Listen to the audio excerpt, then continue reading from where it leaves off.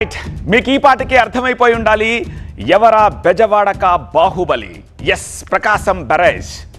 బాహుబలిలా తన బాహువులను చాచి భీకరంగా విరుచుకుపడ్డ కృష్ణమ్మ వరదకు ఎదురొడ్డి విజయవాడను రక్షించింది ఈ ప్రకాశం బ్యారేజ్. అది కూడా అలాంటి వరద కాదు, 100 ఏళ్లకొక్కసారి వచ్చే మహా వరద ముప్పు నుంచి విజయవాడను కాపాడింది ఈ బాహుబలి బ్యారేజ్. నిన్న మొన్న ప్రకాశం బ్యారేజీకి ఆల్ టైమ్ రికార్డు స్థాయిలో వరద పోటెత్తింది. 170 ఏళ్ల చరిత్రలో కృష్ణా నదికి ఈ స్థాయి వరద రావడం ఇదే మొదటిసారి. నిన్న 12 లక్షల క్యూసెక్కుల వరద ప్రవాహాన్ని తట్టుకుంది ప్రకాశం బ్యారేజ్. మొత్తం 70 గేట్లు తెరిచి సముద్రంలోకి నీటిని నాన్ స్టాప్గా విడుదల చేస్తూనే ఉన్నారు. ప్రకాశం బ్యారేజ్కి ఇది 3వ ఘన విజయం అని చెప్పుకోవచ్చు. ఎందుకంటే అంతకుముందు 2 ఇన్సిడెంట్లో కూడా ఈ ప్రకాశం బ్యారేజ్ కాల పరీక్షలను తట్టుకుంది. 2009లో అక్టోబర్ 5న 10,94,000 క్యూసెక్కుల వరద ప్రవాహం పోటెత్తింది. ఆ పరీక్షలో కూడా నెగ్గింది నాడు ప్రకాశం బ్యారేజ్. ఇక 1998లో 9,32,000 క్యూసెక్కుల వరదను తట్టుకుని నిలబడింది ఈ ప్రకాశం బ్యారేజ్. అది ఈ బ్యారేజ్కి మొదటి పరీక్ష. అలా ఇప్పటికీ అనేక పరీక్షల్ని విజయవంతంగా అధిగమిస్తూ వస్తోంది ఈ బ్యారేజ్. 1903లో కృష్ణానదికి 10,60,000 క్యూసెక్కుల వరద పోటెత్తింది. అయితే అప్పట్లో ప్రకాశం బ్యారేజ్ లేదు, బ్రిటిష్ వాళ్ళు కట్టిన ఒక ఆనకట్ట మాత్రం ఉండేది. ప్రకాశం బ్యారేజ్ మొత్తం పొడవు 1,223.5 మీటర్లు. ఇమాజిన్ ఎంత పొడవు ఉంటుందో.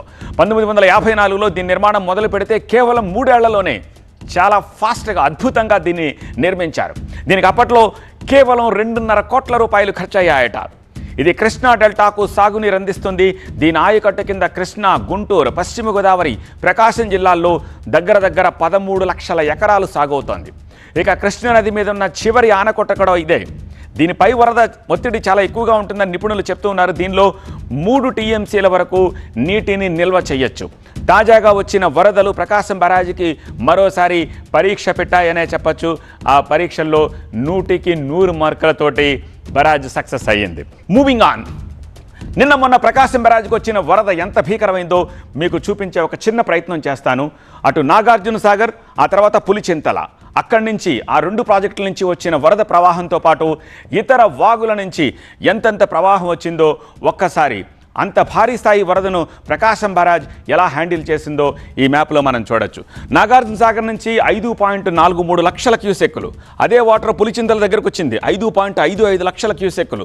పాలేరు నుంచి ఒక 63,000 క్యూసెక్కులు. మున్నేరు నుంచి ఒక 1,50,000 క్యూసెక్కులు. సో ఈ వాటర్ అంతా కలిసి నిన్న 12 లక్షల క్యూసెక్కుల వాటర్ ప్రకాశం బ్యారేజ్ నుంచి కిందకి సముద్రంలోకి వెళ్ళిపోయింది. సో అంత వాటర్ని చెక్కు చెదరకుండా నిర్భయంగా, నిశ్చింతగా, నిర్మలంగా హ్యాండిల్ చేసింది మన ప్రకాశం బ్యారేజ్. సో ప్రకాశం బ్యారేజ్ గురించి బెజవాడక బాహుబలి అనకుండా ఎలా ఉండగలం?